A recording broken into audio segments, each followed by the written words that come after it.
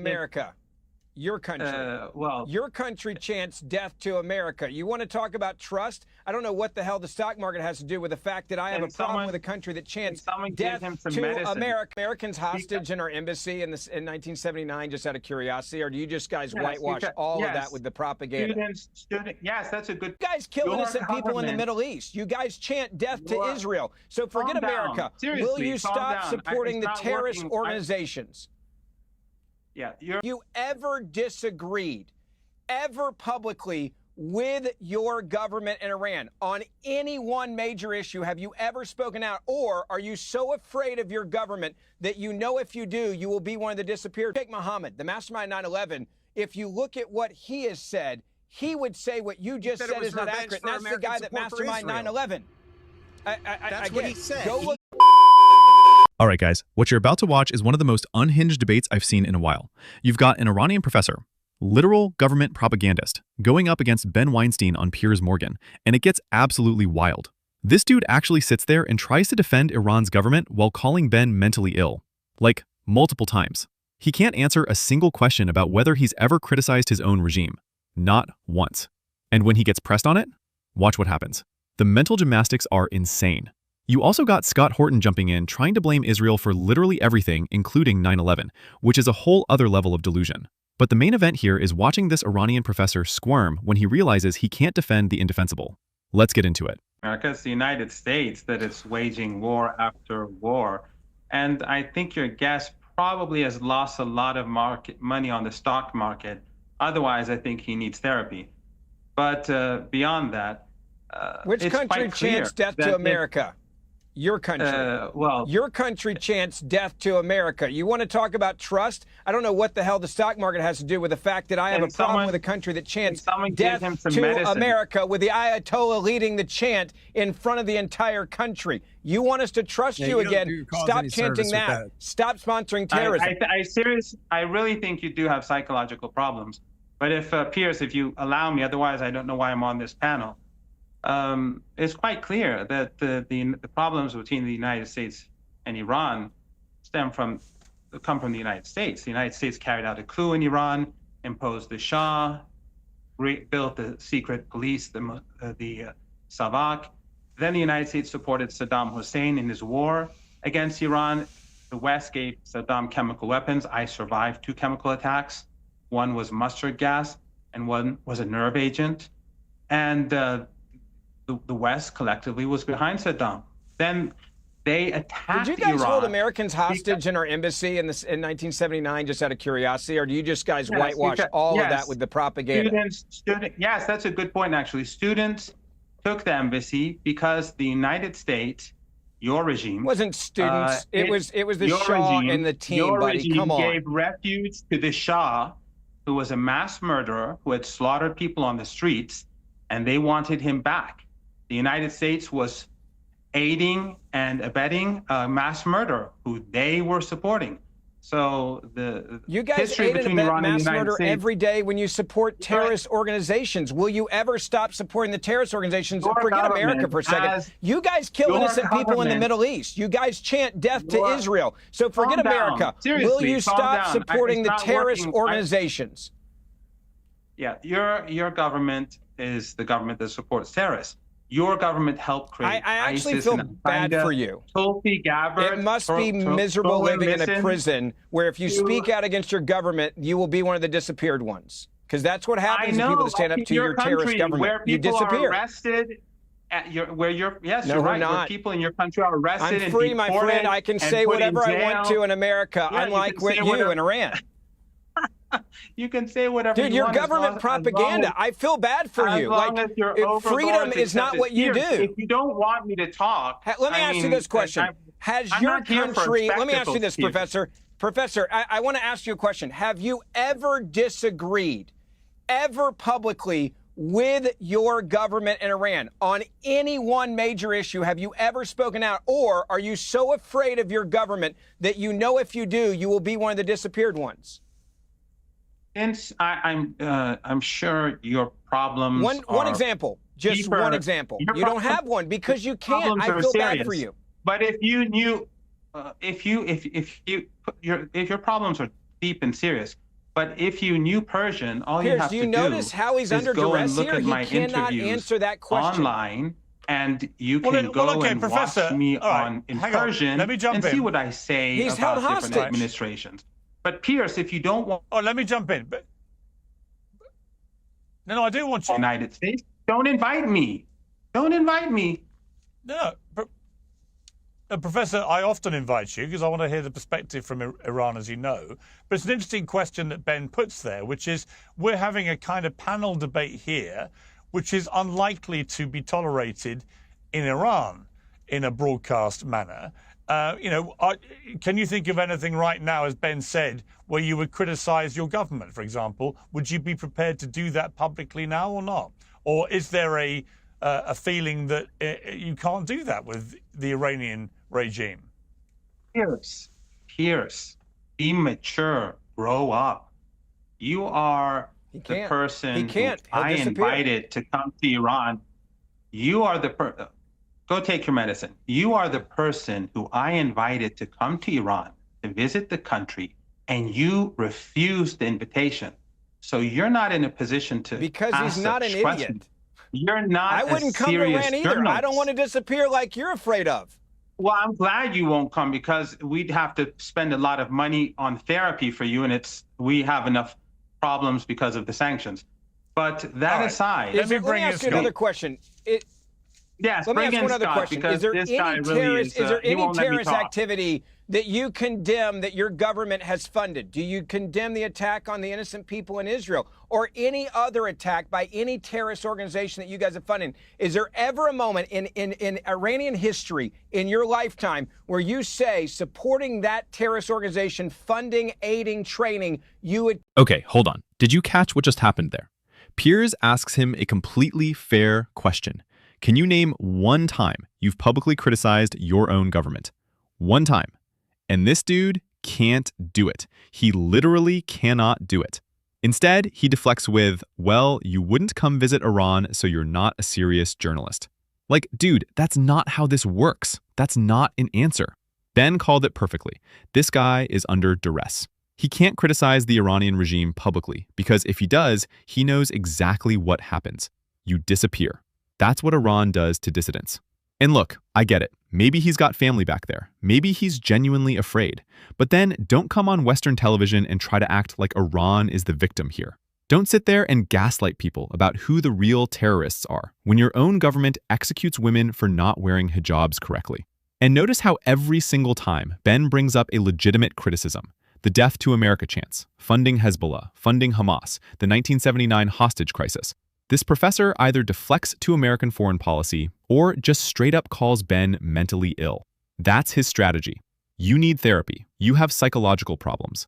It's actually embarrassing to watch. Like, if your argument is that strong, you shouldn't need to resort to personal attacks every 30 seconds. Here's the thing, though, and this is what drives me crazy about these debates. People like this professor, they know exactly what they're doing. They come on shows like Piers Morgan. They present themselves as the reasonable academic, giving the other perspective. And then they just spew regime talking points while pretending to be independent. It's state propaganda with a PhD. And Western media eats it up because they think they're being balanced by having both sides on. But you can't have a good faith debate with someone who isn't allowed to speak freely. That's the whole point Ben's making. In America, Ben can sit there and criticize the US government all day long. Nothing happens to him. This Iranian professor, he literally cannot say one negative word about the Ayatollah without risking his life. So what are we even doing here? What's the point of this conversation? Let me know in the comments what you guys think about this. Do you think this professor actually believes what he's saying, or is he just scared? Because I genuinely can't tell anymore. Terrorist organization funding, aiding, training, you would condemn the attacks and the death of innocent people anywhere in the world. I condemn ethno-supremacism and an apartheid regime, and I condemn this Holocaust, and I condemn what Tulsi Gabbard admitted that the United States supports and supported ISIS and Al-Qaeda, and they brought them to power in Syria. I want to bring in Scott. That is what I condemn, and that is what the globe condemns. And inside the United States, you can talk all you want, and you can convince Christian Zionists who think that Christ supports genocide, you can convince them that what you're saying makes sense. But outside of the United States, people are seeing what's going on in Gaza. I can't imagine how fearful you must be of your government. Okay, I want to bring in Scott. Scott, hey, guys, I want to bring in Scott. Making America healthy again is all the rage, and many people are inspired to put their fitness first again. That's why I'm excited to be working with Don and my team at Jacked Up Fitness, which is an amazing American company. Last week, they installed their flagship Jacked Up Power Rack Pro for none other than RFK Jr. and his team at the Department of Health HQ. And I'm next. They're coming to my house to set up my Power Rack Pro, and I can't wait to flex these guns.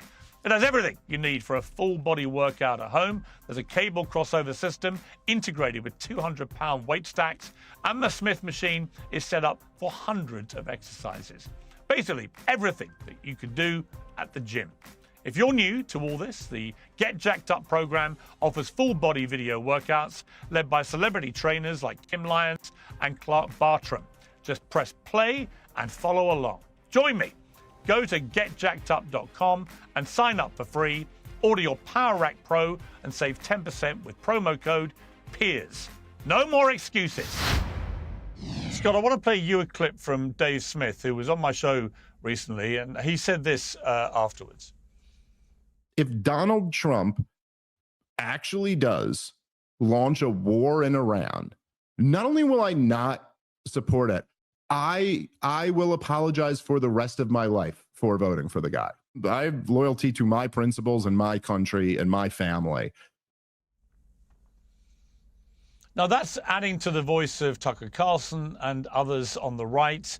There's no doubt that I think if Donald Trump was to attack Iran, it would not have widespread support on the Republican side. In fact, you could see large numbers of Republicans and conservative commentators criticizing that move, which makes it quite a perilous political decision for Donald Trump.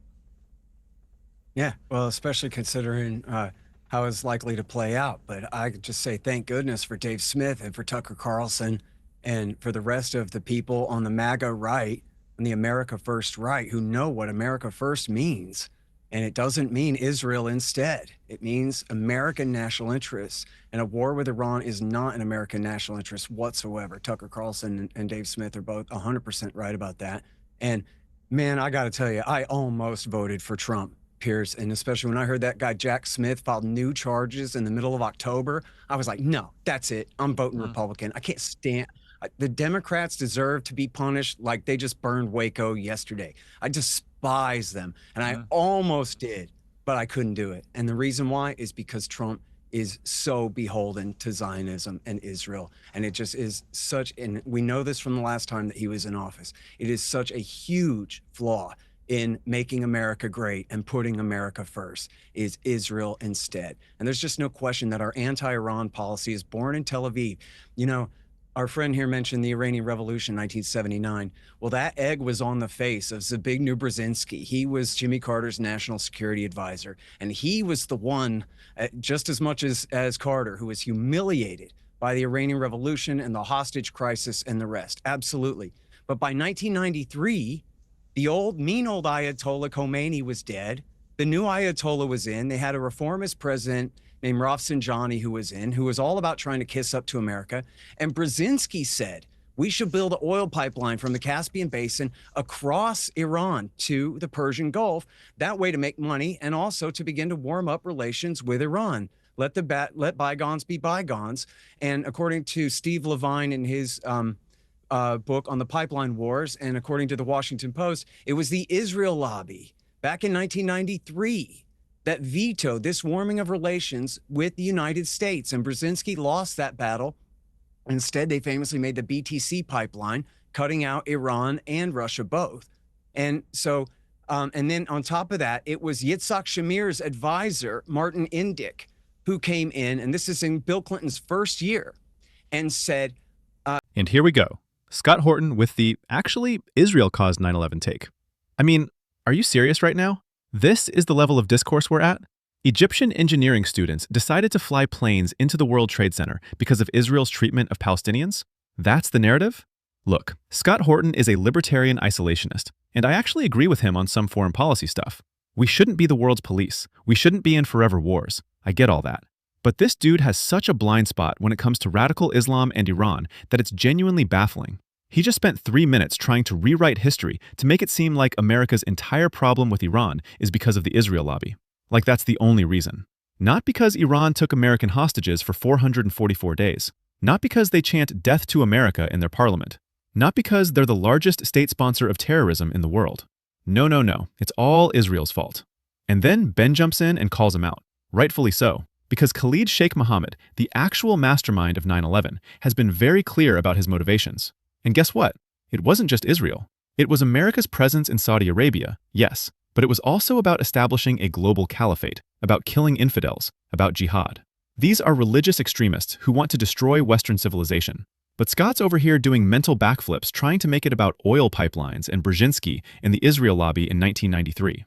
Here's what kills me about this whole thing. You've got people on the right, Tucker Carlson, Dave Smith, Scott Horton, who are so anti-interventionist that they've basically talked themselves into defending Iran. Or at the very least, they're running interference for Iran by constantly shifting blame to Israel and America. And I'm not saying America's foreign policy has been perfect. I'm not saying we haven't made mistakes. But when you're sitting here trying to explain away why Iran funds Hezbollah, why they fund Hamas, why they chant death to America, why they execute their own people, when you're making excuses for that, you've lost the plot. Ben's point is simple and it's correct. Iran cannot be trusted with a nuclear weapon. Period. And they're weeks away from having enough enriched uranium to build one. This isn't hypothetical. This is happening right now. And when a country's leadership publicly says they want to wipe Israel off the map, when they call America the Great Satan, when they fund every major terrorist organization in the Middle East, you take them at their word. You don't sit around debating whether it's really their fault or if actually it's because of some pipeline deal in the 90s. And Scott's whole thing about how Trump is so beholden to Zionism. Dude, Trump's literally the guy who killed Soleimani. He's the guy who moved the embassy to Jerusalem. And you know what happened? The Abraham Accords. Peace deals between Israel and multiple Arab nations. For the first time in decades. So maybe, just maybe, standing with Israel and being tough on Iran actually works better than the alternative, which is what we got under Obama. Handing them billions of dollars and hoping they pinky promise not to build nukes. I don't know how people can watch what Iran does, watch how they treat their own citizens, watch how they export terrorism across the entire region, and then turn around and say, yeah, but America and Israel are the real problem here. It's genuinely insane. Let me know what you guys think in the comments. Are you with Scott on this, or do you think Ben's right? Because this is a huge divide on the right, and it's only getting bigger. To try to normalize relations with Iraq and Iran. It was the Israelis that insisted on the dual containment policy, which said Iraq is so weak because you just beat it up in Iraq War I, that now Iraq isn't powerful enough to balance against Iran. So now America has to stay in Saudi Arabia to bomb Iraq and to blockade Iraq and enforce the sanctions also against Iran throughout the 1990s. And Piers, as I'm sure you know, this is the primary cause of the September 11th attack. This is what caused America, Britain, and Saudi Arabia's terrorist mercenaries to turn against the United States, was bombing Iraq from bases in Saudi Arabia, a policy insisted upon by the Israelis. And it was also, of course, Israel's merciless violence against the people of Palestine and Lebanon that caused Egyptian engineering students studying in Hamburg to go volunteer for a Saudi to kamikaze our towers as revenge for what Israel was doing. You haven't looked at the writings of Osama bin Laden and Khalid Sheikh Mohammed, the mastermind behind 9/11. I can't hear what you're saying. I wasn't done talking yet. What? Hold on. No. Well, I don't care if you were not done. I listened to you for a long time. Go off on something that's not factually accurate. So Khalid Sheikh Mohammed, the mastermind 9/11, if you look at what he has said, he would say what you just said is not accurate. And that's the guy that masterminded 9/11. That's what he said. Go look at everything that he said. That he said a lot more than that. And I'm sorry that it's not as simplistic as you're trying to make it out to be. Osama bin Laden's own writings. Osama bin Laden's own writings disagree with your simplistic way of describing this. But Piers, let me go back to the core issue here, which is today and now. I'm not in favor of invading Iran. I'm in favor of making sure we do what we have to do to make sure they do not have a nuclear weapon, because Iran cannot be trusted with a nuclear weapon, full stop. We know this from centuries of what they have done. Not making a weapon. Let me finish what I'm saying, and then you can disagree. They're weeks away from having what you need for a nuclear bomb. I believe Iran when they chant death to America and death to Israel. And the idea that somehow this is, this isolationist idea that some have in the MAGA group, and I disagree with them, that this is the fault of a connection between Israel and America. Look at who is chanting death to America and death to Israel, who refers to the big Satan, the little Satan. You want to get two people together? Then talk about them that way, because they will get together. So the fault of this allegiance between Israel and America is the fault of the terrorist organization, which is Iran. And when you chant it and you do it and you back it and you aid it and you fund it, the terrorism, you get the situation we're in right now. America and Israel did not create this situation. The damn terrorists did it in Iran, and they've been doing it for decades. All right, so let's wrap this up. Who won this debate? It's not even close. Ben Weinstein absolutely demolished the Iranian professor. Like, it wasn't even a debate. It was a dismantling. Every single question Ben asked, the professor either deflected, insulted him, or just flat out refused to answer. Can you criticize your government? No answer. Do you condemn any terrorist attacks funded by Iran? No answer. Just, you need therapy over and over again. And that tells you everything you need to know.